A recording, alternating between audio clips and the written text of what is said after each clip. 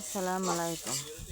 আজকে রান্না করব খাসির মাথা। প্রথমে প্যানে তেল দিয়েছি 3 টেবিল চামচ, পেঁয়াজ দিয়েছি 2 কাপ, কাঁচামরিচ দিয়েছি 6-7টা ফালি দিয়ে ভালোভাবে একটু নেড়ে চেড়ে নিয়েছি। তারপরে দিয়ে দিলাম 1 টেবিল চামচ আস্ত জিরা, তেজপাতা দিয়েছি 2টা, সাদা এলাচ, কালো এলাচ, দারচিনি, এগুলো সব দিয়েছি। তারপরে দিলাম হলুদ গুঁড়ো 1 টেবিল চামচ, মরিচ গুঁড়ো দিয়েছি 2 টেবিল চামচ, লবণ দিয়েছি স্বাদ মতো, রাঁধুনি গুঁড়ো দিয়েছি 1 টেবিল চামচ, আদা রসুন পেস্ট দিয়েছি 2 টেবিল চামচ, আর একটা ভর্তি করে 1 টেবিল চামচ দিয়ে দিলাম, 3 টেবিল চামচ দিয়ে ভালোভাবে কষিয়ে নিয়েছি। এখন সেই মাথাটা ভালোভাবে ধুয়ে পরিষ্কার করে রেখেছিলাম, এখন সেটা কষিয়ে নেব।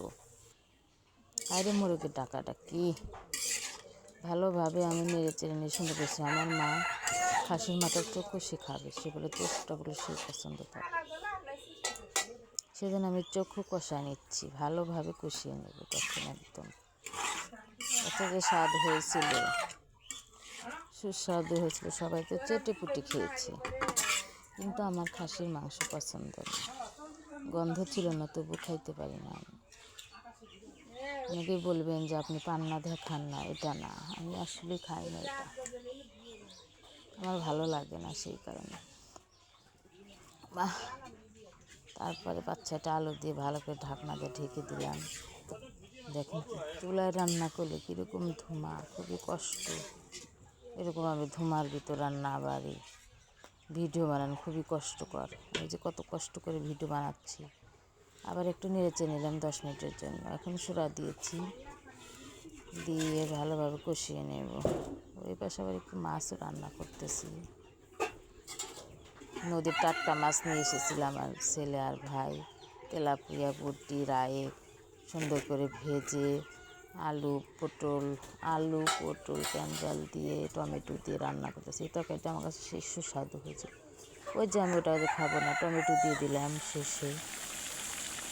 আর দেখেন আমাদের খাসির মাথা কীরকম হয়েছে। নামানোর আগে আগে আমি জিরার গুঁড়ো ছিল সেটা দিয়ে ভালোভাবে কষিয়ে নিয়েছি।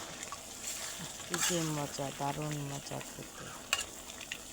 এরকম অল্প অল্প সুরা রাখলে তৃপ্তি মতো খাবে সবাই। সেহরিতে খেয়েছি, ইফতারিতে খেয়েছি, ফুল পেট ভরে সেহরিতে খেয়েছি। সবাই কারা কারা আমার রেসিপিটা বলে ভালো লাগে চ্যানেলটি সাবস্ক্রাইব করবেন আর একটু শেয়ার করে দেবেন আপনাদের মাধ্যমে। দেখেন তারপর আমাদের গ্রামে এই প্রথম সূর্যমুখী ফুল আবাদ করেছে আমাদের গ্রামের মানুষ। শহরের মানুষ এসে ফুলগুলোর আস্ত থই নাই, ফুলগুলো ভেঙে নিয়েছে, তাই না আমাদের গ্রামে মারামারি হয়েছে।